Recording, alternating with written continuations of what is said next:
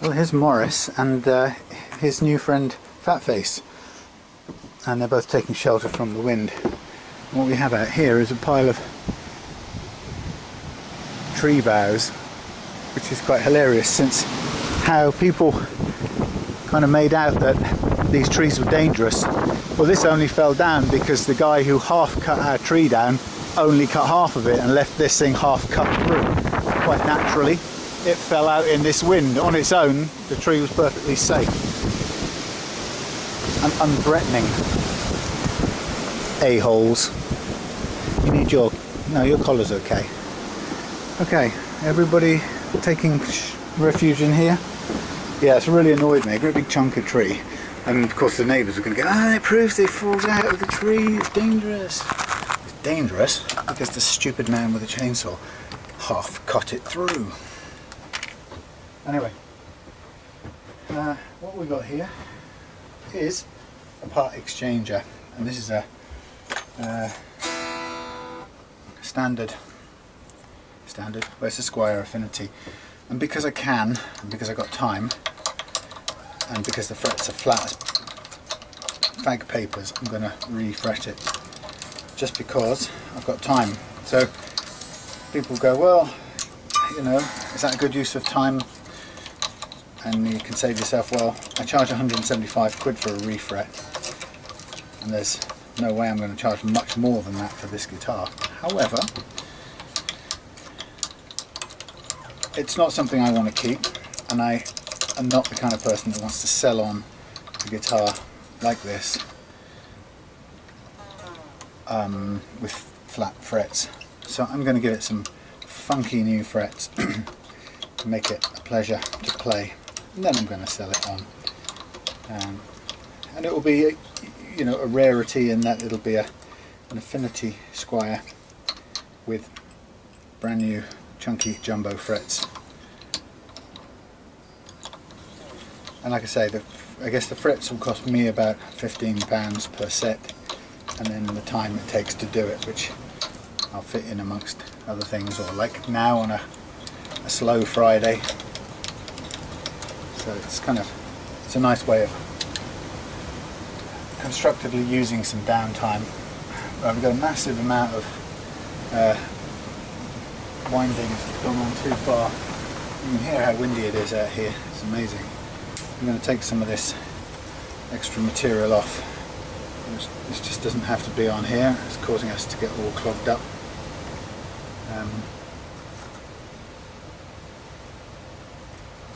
Come on. Can't see where I am.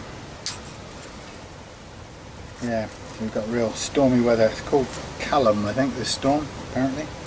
Anyway, so what we got here? We've got the G, probably.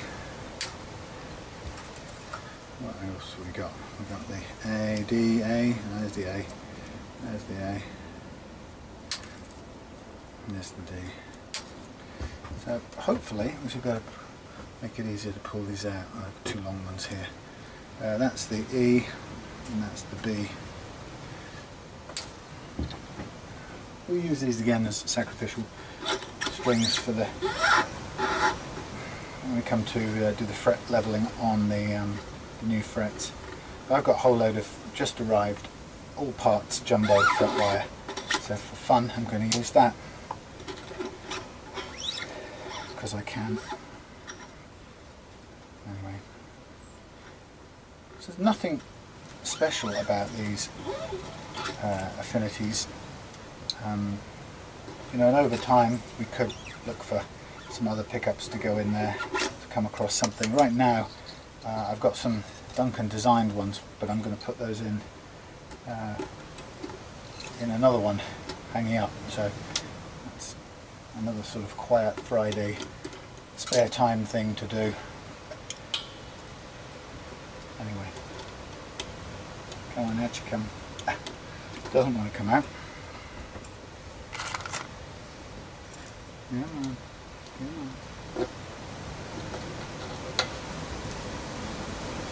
Thank you. Hello, you two.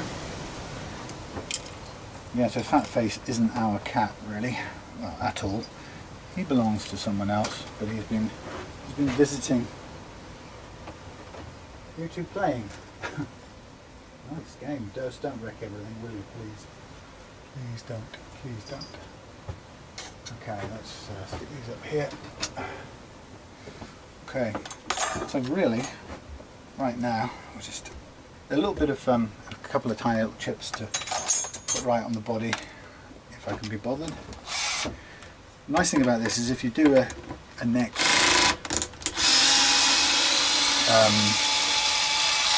upcycle, you can always keep it for something else. So a good quality neck, Squier neck,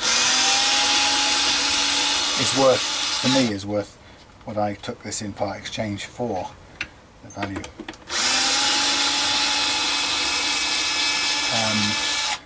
If nothing else, so for example, if I was making a headless guitar or something and I wanted a nice quality, it was 2002, okay, a nice quality rosewood and maple neck, could do worse than start with that, refret it and use it for my own purposes. But I'll sort of do it as though I'm heading for redoing this Strat. Right now I won't worry too much about the body. I think I'll just hang it somewhere out of harm's way.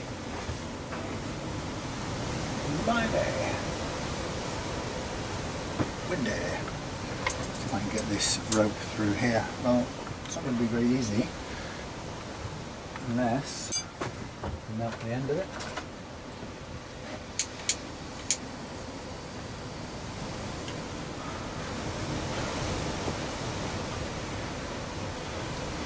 This will be all stringy. Ready? Ah. Okay, let that cool off. Ew. This stuff holds its heat a long time, so if you do melt it like this, be careful not to grab it with your hands straight afterwards, because it will stick to you and burn. It's a bit like napalm, unfortunately. Allegedly, I don't know, I've never grabbed hold of napalm, but there's a little shim in there, which is fine. But there we go, we can just put this out of the way for the time being, and when I've got a minute or two I can take care of the little tiny dings here and here. Easy enough to paint in and fill out. There's only about 3 or 4 of them, but apart from that, it's in nice. You know, it looks fairly nice. So, where's Fatface? Is he still down there somewhere? Oh, Maurice. Where's Fatface? Oh yeah, he's hidden under there, isn't he? Yeah. Bless them. Okay, so look. Again, I'll get rid of these horrible string trees as well. These are not bad, they're just, this one's a little bit crooked for what reason or another. I'm not there. These are held in by retainer lugs, which obviously have gone wrong there. This one, I'm going to pull get the nut out of here, which you can do any number of ways.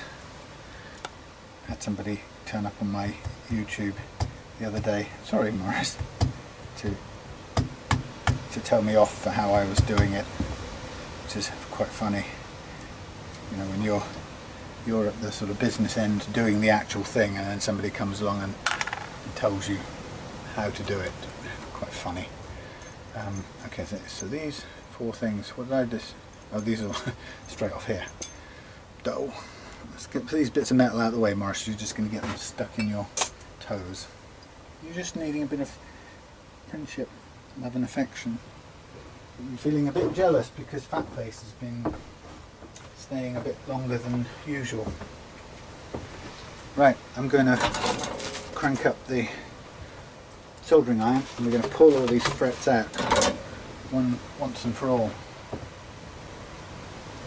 Where's my pulling bits? There we go. And then we'll cut a whole set more in the large thingies, jumbo frets.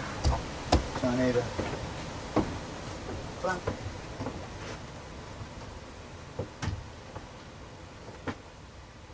Face. Where are you? Are you behind there? You are, aren't you? He's behind there, Maurice. Let's move this. Let's do it this way round. Hold on, hold on. Hold on. Squier by Fender. That'll do. Just hold it there. Okay. You're going to go. You're going to go over here. Where are they? It's blowing a hoolie, whatever they call it. Yes. It's interesting. Right, it's on the sponge, that's why it's doing that. Sort of like it not to, if possible. Let's try and grab it there. That's it. Okay. Stand out the way, my friend. When I get down to business. Can you see? Yeah, you don't really want to be staring at my head. There we go, look, you can see it. Close-ish, up-ish. It's going to be hot and stinky. So I'm just going to, basically just going to bite the end of all of these, get and lift them. Yes, Maurice. Don't be nosing the camera, will you? Because you leave your nose goo on there. Very sweet, but mucky. So what I'm doing is I'm just getting the first bite on all of these frets, and it's quite difficult to do. And if you don't get it right, you get a little bit of a dent on the fingerboard. So if you get into a sort of stride of getting the first one or the first bit going, it's quite good to just continue. Because once you've got all of those done, then the rest is straightforward. It seems to me that if you get in your stride, you can just sort of keep on going without doing much damage.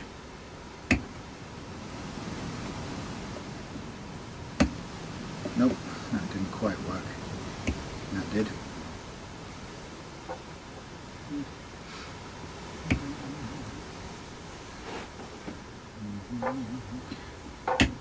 Storm Callan, they call it. It's making all the guitar bodies rattle.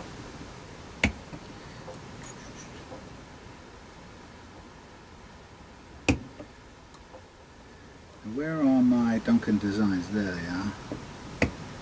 Okay, so now I can basically, I don't know where you're looking, somewhere wrong then, but hey, basically I can walk my way back down now. And the thing with thing with a maple fingerboard like this is that once you've taken the frets out, because it's rosewood, you can lightly re-radius or clean up the fingerboard before you refret. So, for example, where there's a little bit of crusty ridge from the build-up of skin and goo and grease and stuff, you can either clean each one off individually, or if it's rosewood, then you can just get a radius block and clean it all up. I can't remember what the radius of these are, but it's probably more than, is it more than 9.5? I'm wondering if it's 12. You can see how quick this can be. There's no real need to do this now. I just have a sort of a little 5 minutes spare, and I was in the mood to pull these old frets out. Just on a little bit of a run of refretting, I just refretted an oak caster neck, a Chinese neck that I'm making a custom oak caster for Dave, and I also refretted the Japanese Telecaster I took in part exchange against that custom, because it had vintage skinny frets on, but they were also worn down to the bone, so it was nice to get a new set of medium or tall medium jumbos. And I took it out last night rehearsing and loved it. A few little tweaks, I wasn't quite happy with the way the bridge was, but I've taken care of that since. And I really enjoyed playing with it, so I think it's just voted itself into being one of my two gigging guitars, or rehearsing and gigging guitars. Nice Seymour Duncan in the bridge, and actually the neck pickup worked really well. I found it really usable compared to some guitars with single coils in the neck.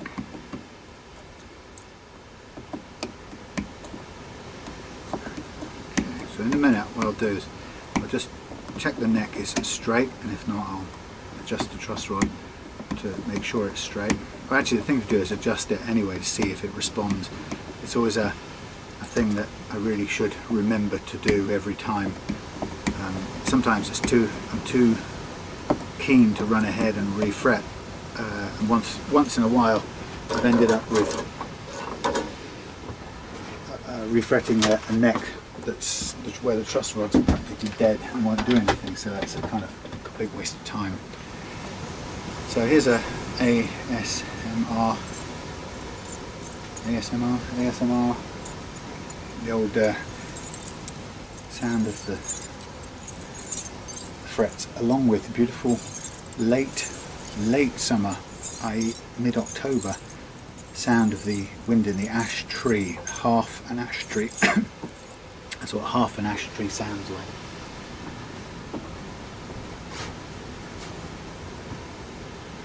It's still pretty powerful amount of bending that's going on out there. Missed. Oh no, I've got it actually. What do you reckon on the Squier Affinity radiuses?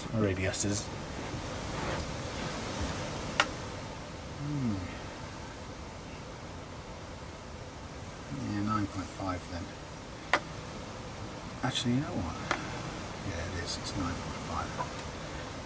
9.5. So there we have the 9.5. What we can do is we can pick up the 9.5 radius block from here. And we can find ourselves a bit of 9.5, no, a bit of, in this case 120 grit I shall use. It's quite powerful, but it's not too rough.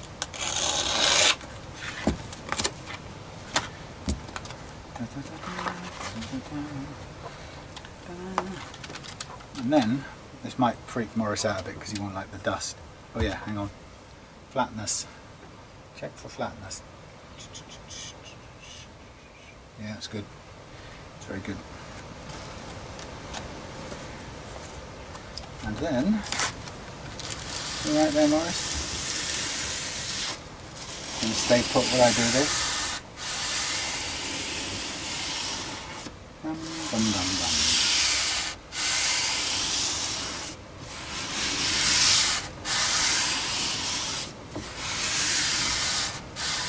And keep it as unobtrusive as possible,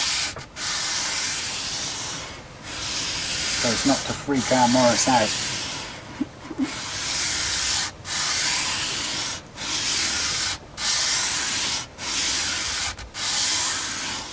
Okay. Sorry, Maury. And then we'll do it this end as well. Which end do we do it? Have I just changed them? No. That was that end. Let's do it the other way.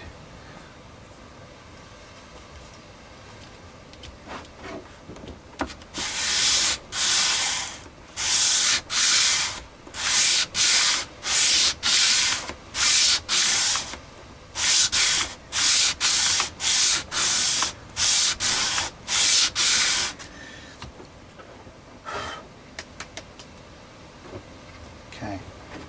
So we don't really need to do too much. Stay there.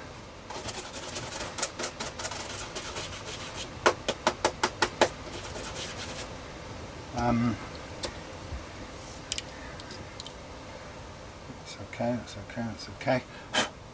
So there we have nicely refret. That's Fatface moving things around. We have a nicely re-radiused or freshened up fingerboard. We can go finer grit if we want to, and obviously I would spend a bit more time, probably off camera, cleaning out these slots. Now there's a couple of ways to do it. We can either preserve the end fills and just put the frets into them. To me, unless it's an existing round neck, I think it's a slightly risky luxury to do. So it makes more sense to recut all the way through, and the reason for that is we get to clean out the slot at the same time, and to be honest, fretting right to the edge of the metal doesn't look bad. These are obviously fretted a little bit short and then the end bit's filled, but I think, like I say, it's not essential, and actually in reality the only way I would do that is if I cut it like this, then still cut short and fill deliberately for tidiness or for thank you, for aesthetics sake, because in this process anything that runs the risk or contributes to the risk of not having a clean seated fret is a completely pointless risk. You know, the number one thing that's going to stop you getting a good refret is having crud in the slots, or the slots not being cleaned out properly, or not being clear. And if you have that situation, then you'll end up with uneven frets, and you'll start the whole process by having to level quite aggressively, which I would prefer not to do when we begin. So to begin with the best possible seating is obviously the ideal situation. And you know, if we're faced with a choice between do we preserve these cute little end fills because, you know, somebody's already filled them with filler or lacquer or whatever it is, do we try and retain them?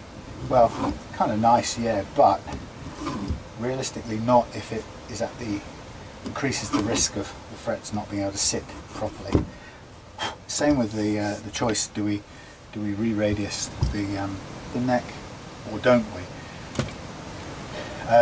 Some people, particularly with maple necks, you know, prefer the original mojo of the way the neck looks when it's worn, and so on and so on, which is great. I understand the nice road worn appeal, but if you avoid re-radiusing in order to preserve that, then from a refretting point of view, what I can't be certain of is a level surface on which to fret, and it's a very time-consuming and expensive business to discover later on, at the point of fret leveling, that you've actually got a dip in the neck that you hadn't taken care of in the first place. So I'm sort of at the moment torn between when somebody says, oh, but don't refinish the fingerboard. I'm quite torn between saying, well, okay, I understand, but if you want that preserved, you are jeopardizing or increasing the risk of these frets not being seated flatly.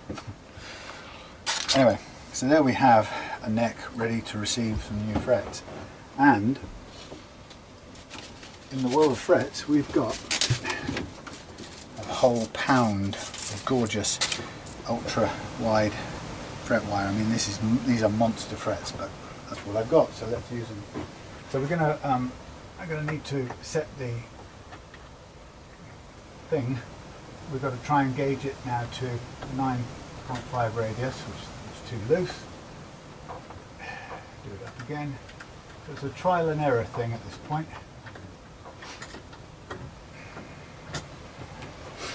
And,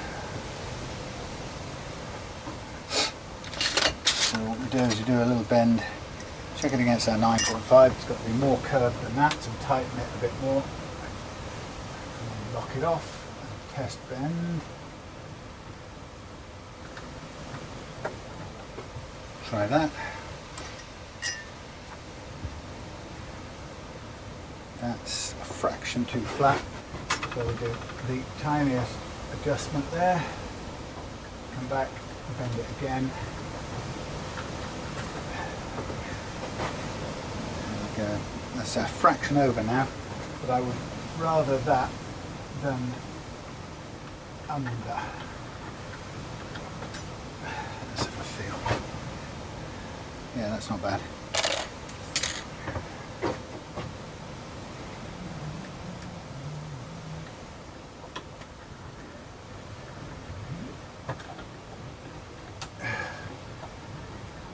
thinking maybe I should go out and bang myself on the head with a piece of that ash and say, the chainsaw man left it in an unsafe condition and it fell down and had a injury. Sue. Oh no, I've said it on camera now. Can't. Damn. Okay, so here's the fun. Ta-da! Wow, look at the size of that wire. That's humongous. This is really chunky. So I'm trying to see if I can get as many out of this as possible. What I don't want is I don't want curved, gnarled wire, which is why cutting it in this plane makes sense. But it's quite hard to do unless you've got 3 hands. Now, this is going to be one hell of a set of frets to play.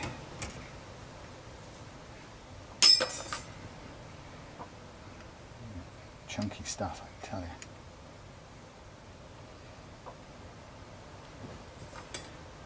Oops, wrong piece. Let's probably go 2 in a little bit, unless I can cut it really tight. Which maybe you can. Now, on the last one I did, I used the bobbin sander, spindle sander, to file off a bit of the excess to begin with, before I went into used the beveling block, beveling file, which actually I think helped out a fair bit. Just took some of the heavy lifting out of it.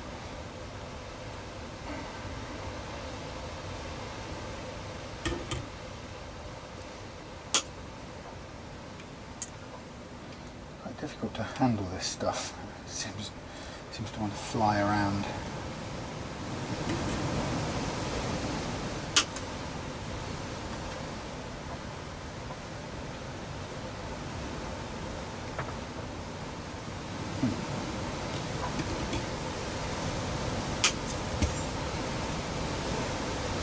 So once I'm here, I feel like I'm halfway to doing the refret. I'm committed whether I like it or not. Like I say, there isn't a lot of money in doing this on this guitar, but it's good practice, and I do want this guitar to live again and somebody to enjoy it, and I'm not going to send it out with worn out frets. So for me, converting some of my time and skill into a great experience for someone else is worth it, even if I just break even, in this case. So, pow. So that little spare bit isn't large enough to do anything with, unfortunately. Wasteful. Keep grabbing bits of the towel.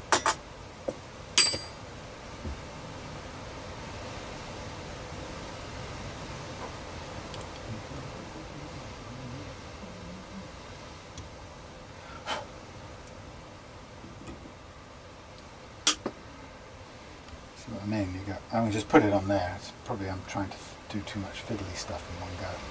Oh. Hey, see,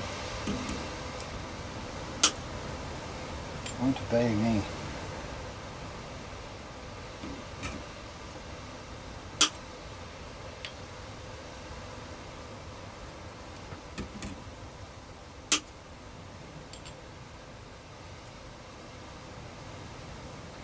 Well, the good news about that chunk of half-savage tree coming out is that it was getting in the way of the sycamore anyway.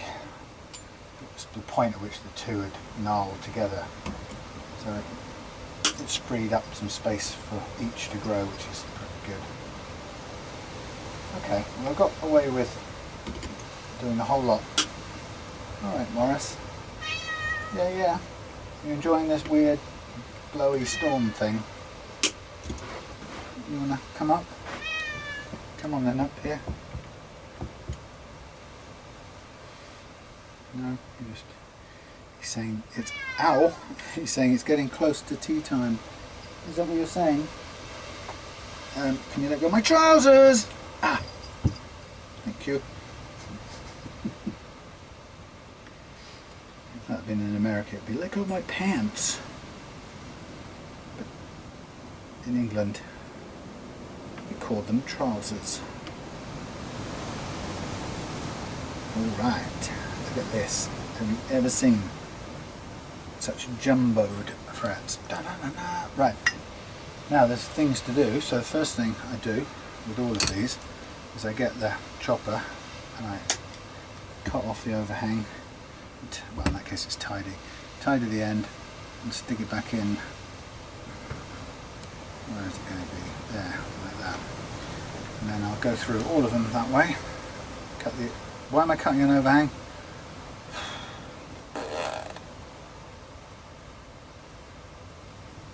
The reason you cut an overhang. Shall I do it? Yeah, go on. Let's do it for fun. I've got to grasp this little bullock by the horns. The reason you cut an overhang on a guitar like this, whereas you can go right to the edge with the metal, the argument for cutting an overhang is that if you cut right to the edge, bevel right to the edge, you make your guitar very susceptible. You make the player's experience very susceptible to humidity, shrinkage and expansion of the wood. So let's say today we bevel this right to the flat and the metal and the wood are dead flat with each other, and that's where we usually get to when we use the beveling file.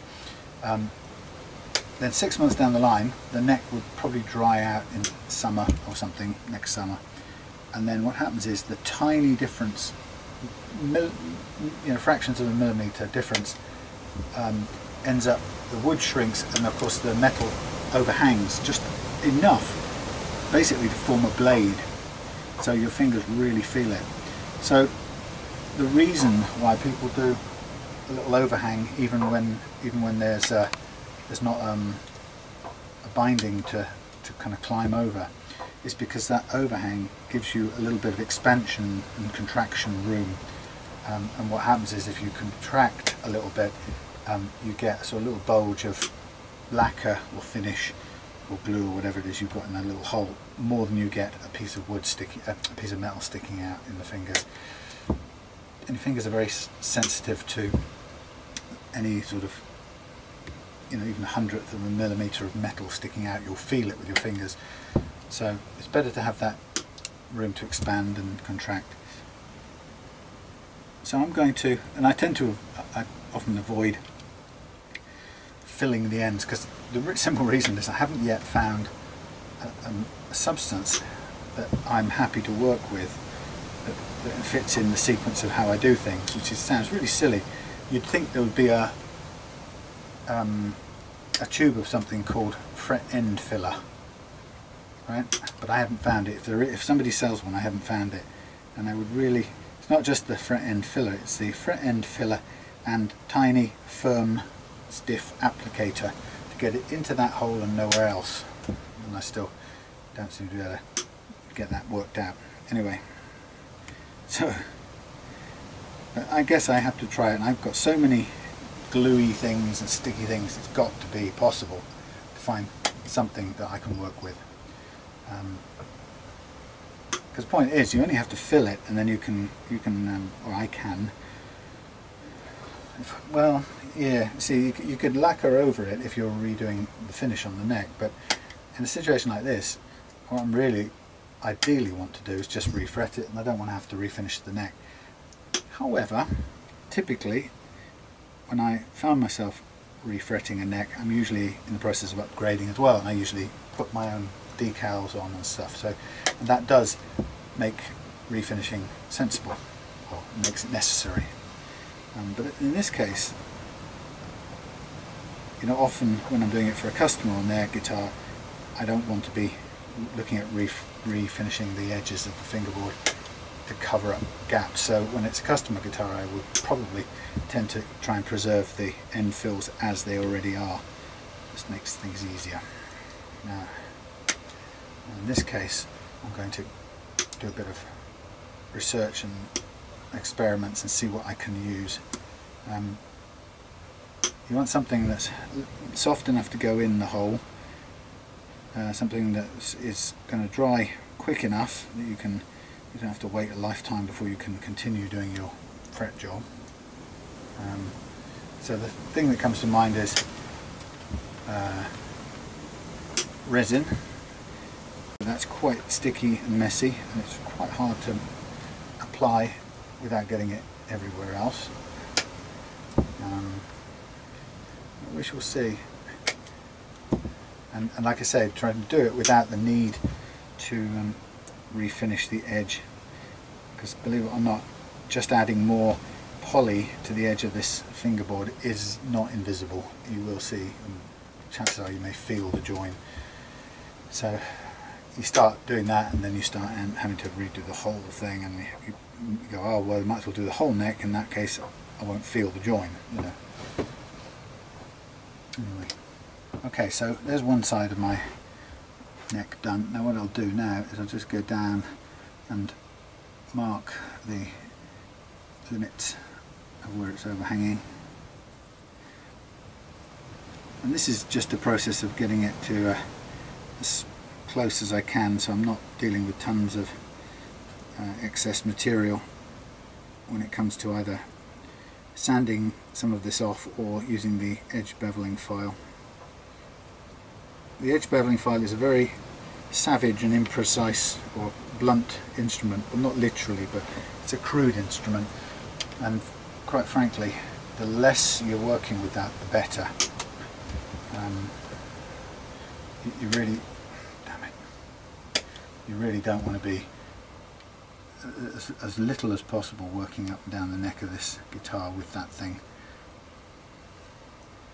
Okay, so that's putting a crimp on the end of that, which I didn't want to do, but since I've got the overhang to work with, it sort of cures it a little bit. Trying to get a straight end cut. It's actually quite hard to do.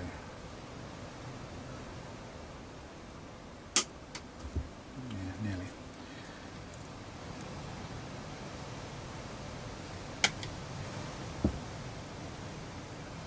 So all of this preparatory stuff, it takes time, but it's really worthwhile taking your time and doing it, because the better you do all of this, the better the fret job will be, and the less leveling you're going to have to do to kind of correct it. Now, it's almost impossible to do a fret job without the need for some leveling.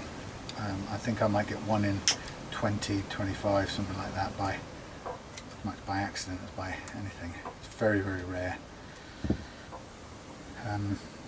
You know, the fact that I get that many is due to preparing as well as I do, but it's impossible. Can't guarantee you won't get it very much more than that. So you do expect to be fret leveling on every new fret job. Some people, and I've tried this myself, some people like to spend time and prepare every single fret, including the end bevels, prior to pressing, so it's kind of everything's done. There are a couple of occasions when I've had to do that, particularly when I haven't been on a let's say something like a vintage acoustic guitar where you cannot get up to the top end with your end beveling block. So you've got to get these frets down to the right size. You might as well get them close to the exact as you can, as close to the right size as you can before you press them in. And then at worst you're maybe getting in with a hand file to finish off, but on a bolt-on neck you do have at least a bit more leeway, because you can get this into the press all the way up using the fret press there. It kind of makes the job easier, but you're still subject to the exact same precision, requirements to prepare the surface and the frets. It's just the pressing part is more straightforward. But even that, you see, doesn't guarantee you a level set of frets. I think the way I look at it is that just know that if you don't prepare, it will get harder. Whatever you have to do will be harder. And if it's easy at all, it's because you prepared as you went along.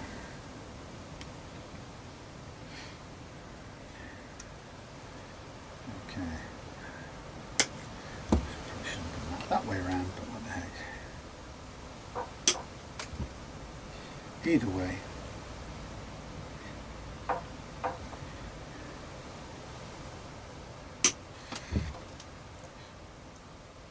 It was good fun rehearsing last night.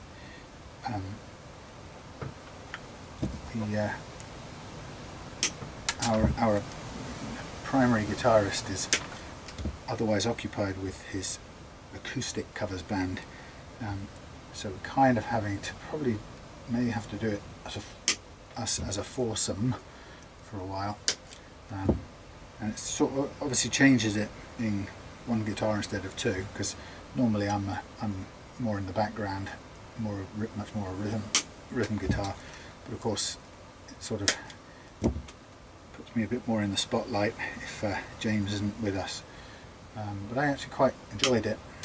I enjoyed the challenge, but I also think it's a cleaner sound with only one guitar, and that's not really a reflection on James and his playing. It's probably more of a reflection on just the challenge of two guitarists playing together and keeping it sounding good instead of, you know, overblown and muddy and clumsy and, you know, cluttered. There you go, look at that. A full set of gorgeous jumbo frets ready to go on this. Ready to rejuvenate this neck, basically. So, had enough of that for the time being, so I'll get me a piece of my expensive sticky fret fly paper, as I call it. It's just my preferred way of getting these things out the way, where I can stick them and come back to them, know they're all in order.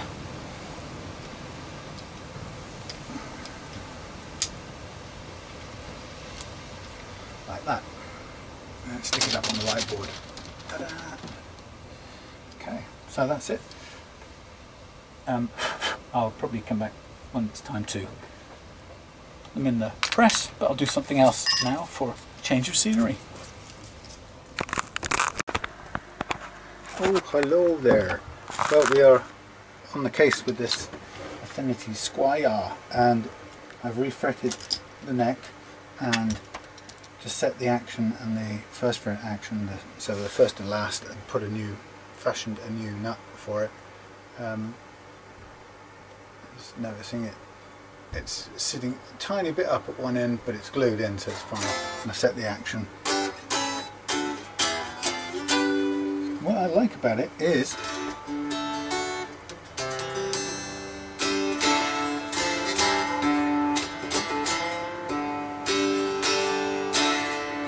playing straight off at a very, very low action. So I'm kind of in a view that I'm just going to get some string trees in there. Somebody had messed up the string trees, so I put a bit of resin to fill the holes where they left. I'm going to go on a hunt for some string trees, and then I don't want to put the original ones back on there with these horrible Chinese wheelie things. I'm going to try and find some of the simpler ones if I can, and put those back, or put them in and just hold down these strings, you know, strings, and then oil the neck and re-thingy, I don't know the word is, oil the neck and restring. But actually, you know, it doesn't need a fret level. It's good enough on the first fret, which is refret, which is quite unusual. But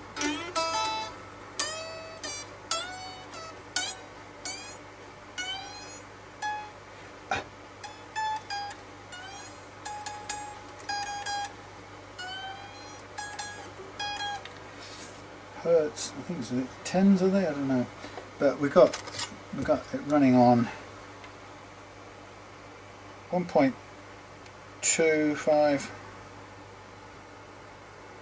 just about 1.5, so that's my target action. Maybe we could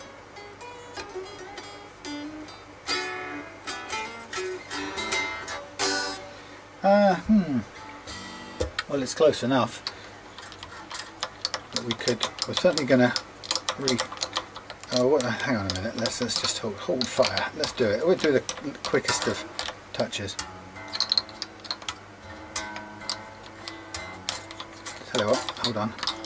I am going to do it. Might as well do everything properly.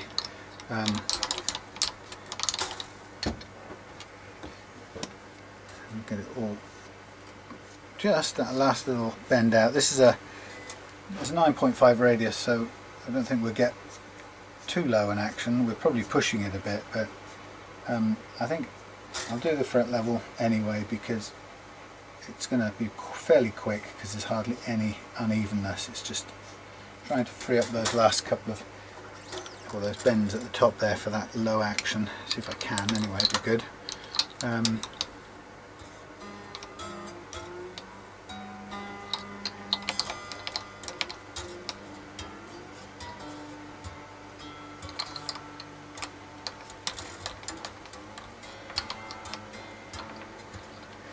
And yeah, it'll just it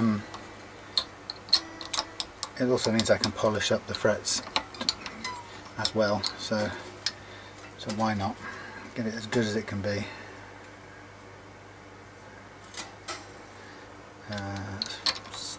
Slag that off, but like I say, I've got to go for a look and find some string trees.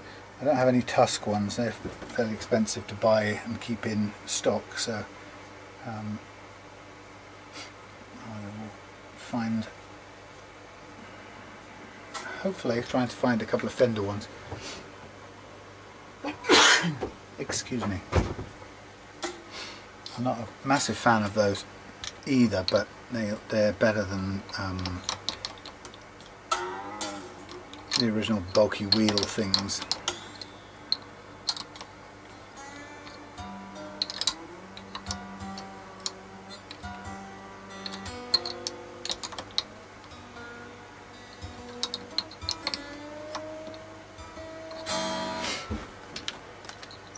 Okay, so we get the fret leveling department.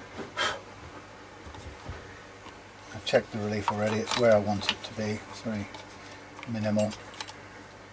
So we're just going to go straight into doing this in a quick burst.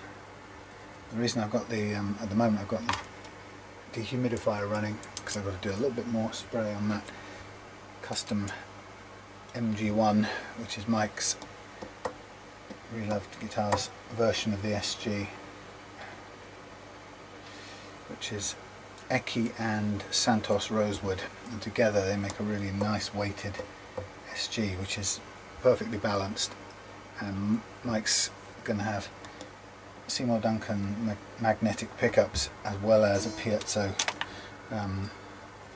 pickup in the bridge, so looking forward to getting onto that, but we've got to get the headstock just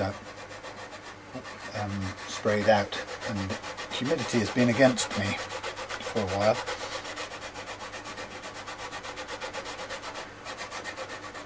Okay, so I'm just taking off any high spots up here, all in service of making this play well and freeing up those bends. So really on this one I'm just interested in making sure the notes play on the E.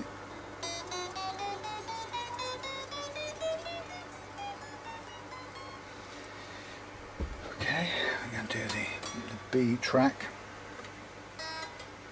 So this is me on full speed mode. Now it's the B and the G track which dictates whether or not I can bend those high E notes across successfully. So this is where it really matters to level and then check. And then particularly the G, usually where you run out is on the G.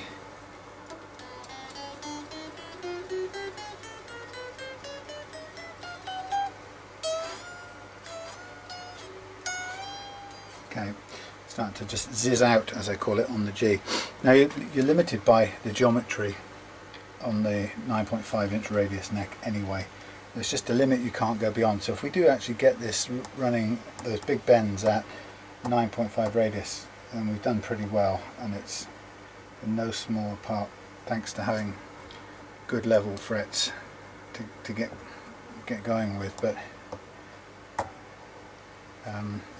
it's tricky it's all because you're pushing a string uphill vertically in relation to the string's anchor point, which is down at the bottom of the hill. If you think about it as a cross-section view, doesn't make a lot of sense thinking about looking at the whole plan view, or above overhead view. But when you think about it as a cross-section, when you push a string, you're pushing it up a hill here, and its anchor point is down there, further out.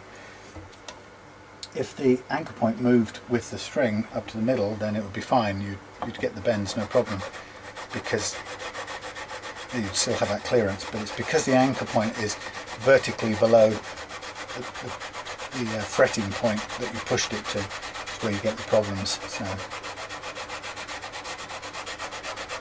anyway, so this I think should free up those bends.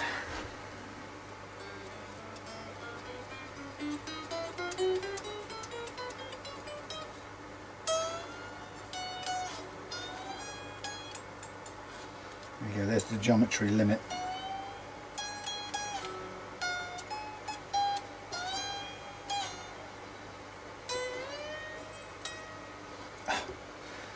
Yeah, that's as far as we're going to get. There's no more. It's a diminishing returns principle after that point, so I've learned the hard way not to chase after it. If we need more than that tone bend at that point on the high E, then we have to go up on the playing action of the stay. We have to go up on the playing action of the high E just a fraction. And it just means you don't get your 1.2mm action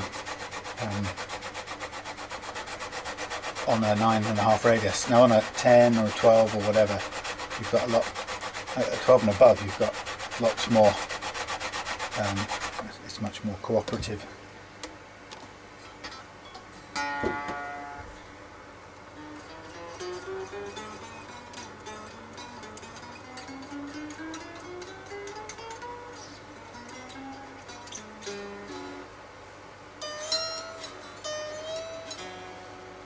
Alright.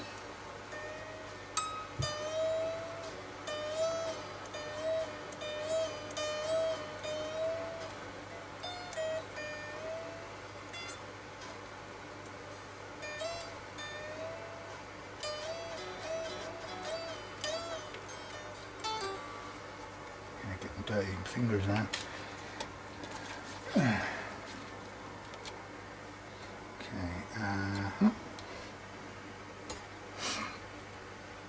Okay, we're at 67% on the humidity, which is looking quite good.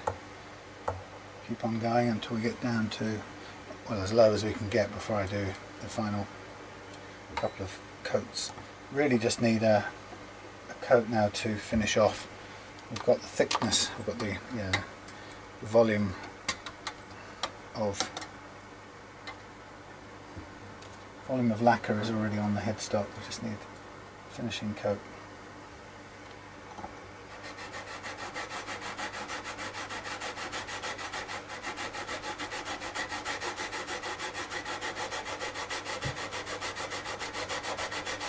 Okay, so once I've done this, I'm going to crown the frets, make sure they're all nice and arch shaped, ready for polishing them out, which will be a fairly drawn out process, and I'll go off camera for that. This guitar is going to be, it's just going to be a nice guitar because of the unusual large frets it's going to have compared to other affinities. So, you know, for a 2004, maybe 2002 guitar, 16-year-old guitar, it's getting a new lease of life with these frets. So it's got another 30 years of playing life should someone want to play it that hard and that long. But you know, compared to how it was, i.e. compared to the standard guitars of its age, which are pretty much worn out by this time.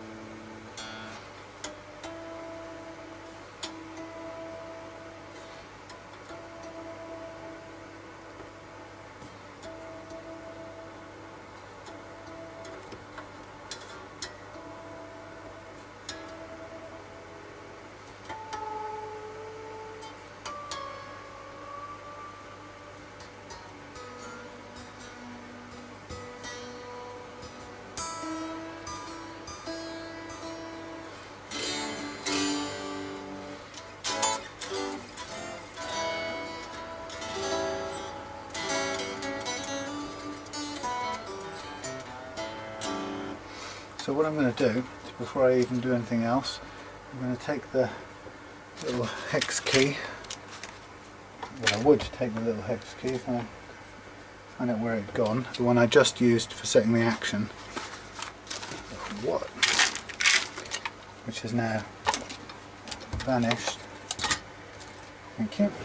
I'm going to do a half a turn up on these first 3 strings.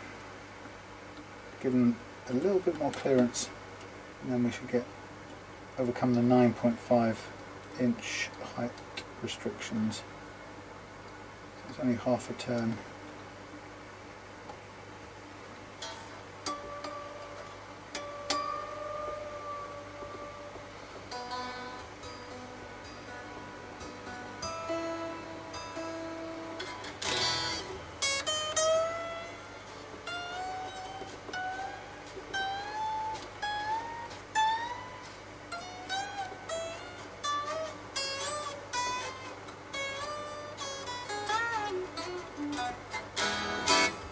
Go. Right, I'm happy with that. A tiny adjustment really eases things up. I'll put that away with that. So, next thing is to remove the old strings and put them away, or chuck them away I should say. Just double check what we had on here before I go any further. I'll duplicate this. And that's what it'll be on when I sell it. So this is a 42, I think. Oh, hang on, this is 10s, is it? Come on.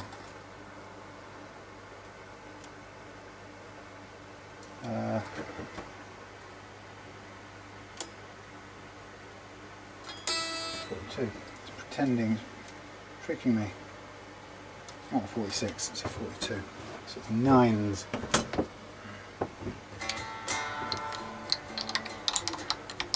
Okay, so I will file down the nut a little bit as well. 67% humidity. File down the nut, tidy it up,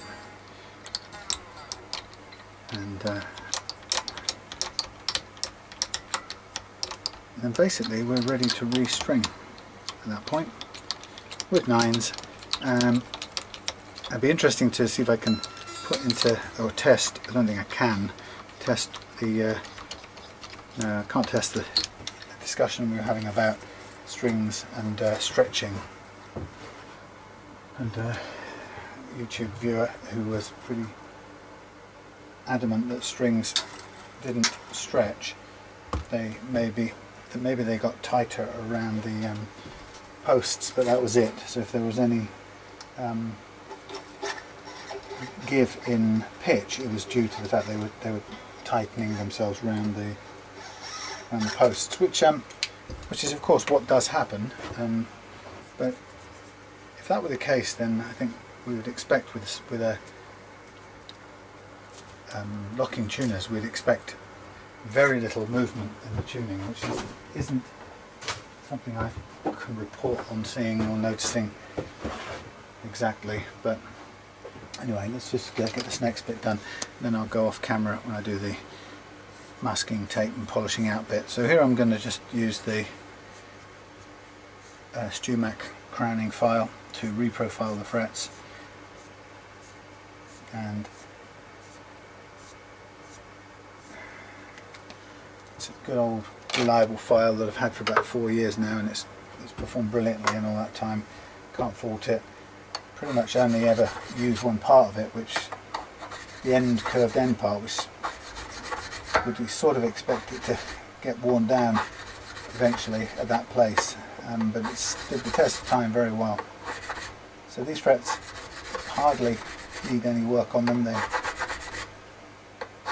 haven't really taken much levelling at all, so it's just a nicety, making sure they're rounded off.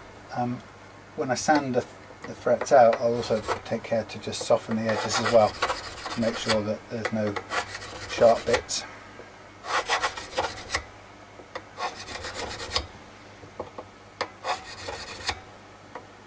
The aim of this is to leave as fine a little line of marker pen down the middle of the fret if you can, or as fine a line as you can if you can, and it isn't always possible to do it. Sometimes the pen comes off in the first strike, in which case you just have to call it done. Okay, so that's that.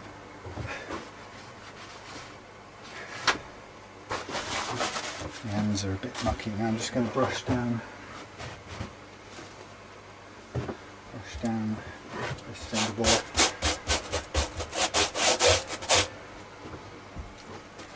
Clean my hands. Right, so the next stage is to I'll Dremel the nut into shape. Let's get some of this grunge off my fingers as well. I won't bother cleaning this off until I've finished the sanding, and then I can do it all in one go. But what I do want to do is take this down now. I can Dremel it, or oh god, I forgot to put my phone in my pocket. I'll do one last bit of Dremeling tonight because it's getting late. No, I won't Dremel it. I'll actually just file it. File it. So just get